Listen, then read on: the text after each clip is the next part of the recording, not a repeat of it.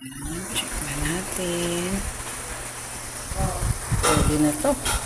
Ayan, saktong-saktong pagkaluto. Yummy-yummy na yan.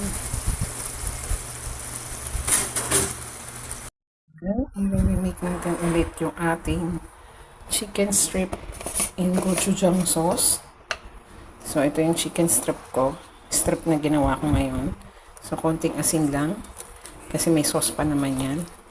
Kaya nasa strainer to kasi para yung tubig ma-drain pa rin natin. Konting salt lang ang ilalagay natin dyan. Kasi yung sauce natin may soy sauce yun eh. Kaya ano lang, dagdagan pa natin. Konti pa. Ayan. Konti pa. Ayan. Tapos nalagyan ko to ng puti, yung white ng egg. Tapos konting cornstarch. Yan. Tapos i-ready natin to, i-prepare natin para i-prito. Habang minamarinate natin yung ating chicken, ano muna natin to, yung ating chopped garlic. I-ano natin sa mantika na mainit. Medyo heat lang yan. Medyo pa-brown lang natin yan para amoy garlic yung ating oil. Pag medyo brown na yan, lalagay naman natin yung ating hiniwang sibuyas. Ayan, may egg whites na yan. Mix natin. Bago natin lagyan ng harina yan. Yung egg whites at saka yung cornstarch, yun ang magiging binder nito eh. Ayan, ganyan lang muna. Ayan, medyo nag-brown na yung ating garlic. Lagyan na rin natin yung ating onion rings. Nire-ring ko talaga para maganda tingnan yan mamaya. Isuswet lang natin yan. Tapos set aside natin ulit yan. Then prepare na tayo ng ating pagpiprito ng chicken. Dito natin ipiprito yung chicken natin, yung chicken strip natin. Yan. Gochujang, mga 3 tablespoon yan. So, half cup siguro ng suka gagamitin natin. Ayan. Ayan. Nalagyan din natin ng equal amounts ng soy sauce. Ayan.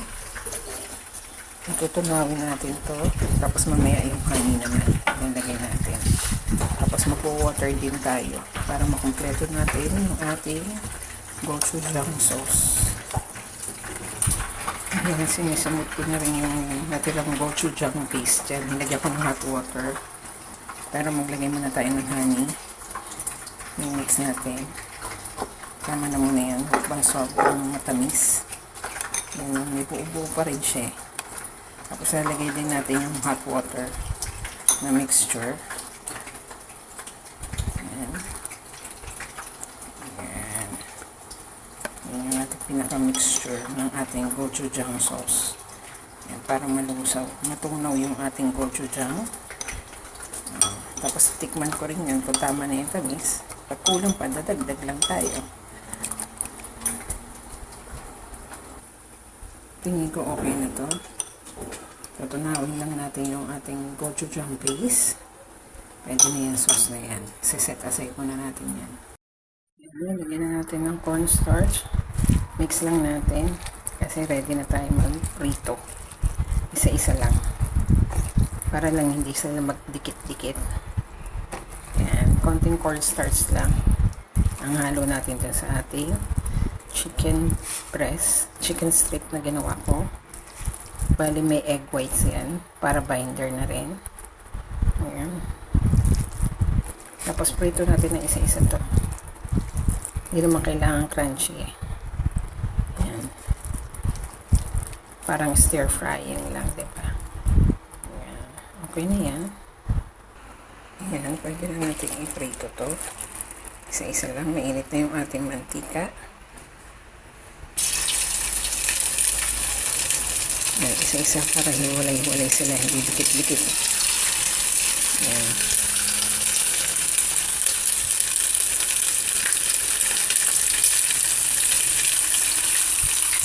Saglit lang naman lutuin yan.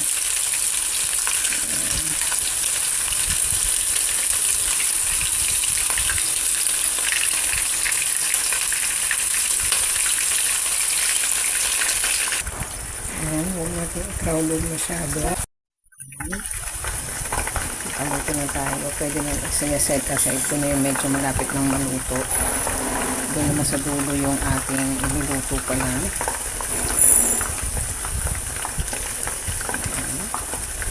Nanguin ko na rin yan.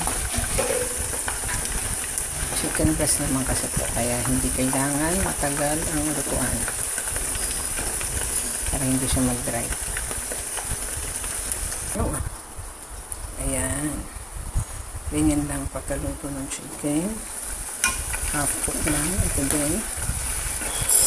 Tapos babawasan na natin ng oil ito. Ilalagay na natin yung pinaka-sauce.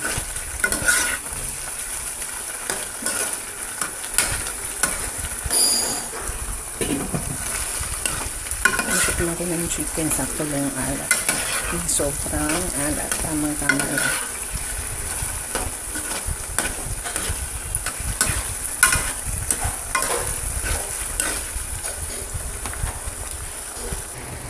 Ayan, tinanggal ko na yung oil. Ayan na, nasa aside na yung oil natin. Ililipat ko muna to sa plate. Sama ko dito sa ating nauna ng pinirito. Ayan, ibalik natin yung bawang at sibuyas. Tapos sama na natin yung ating pinaka-gochujang sauce. Ayan. Ayan lang muna natin kumulo.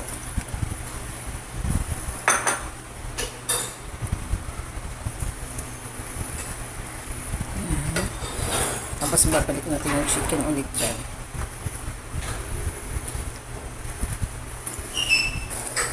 Ayan, simmering na. Pwede na natin ilagay ulit ang ating mga piniritong chicken. Ayan. Ang sarap ng sauce, maanghang. Bumubuhit. Ayan, diba? Ayan na, Ayan yung sauce na hinahanap natin dyan, Dapat ito, walang sauce. Pero mas masarap pala pag may sauce. Yung sasabaw mo sa kanin kasi kumakagat yung anghang. Yan, matutuwa ang aking mga pamangkin dito, yung mga boys. Request ng ate ko, luto ko sa aking mga dalawang pamangkin. Kaya yan, niluto ko na. Hindi ko to masyado tinamisan. Mas kagat yung anghang nito. Ayan. Sakto lang yung pagkaluto ng chicken strips. Hindi pwedeng matagal kasi titigas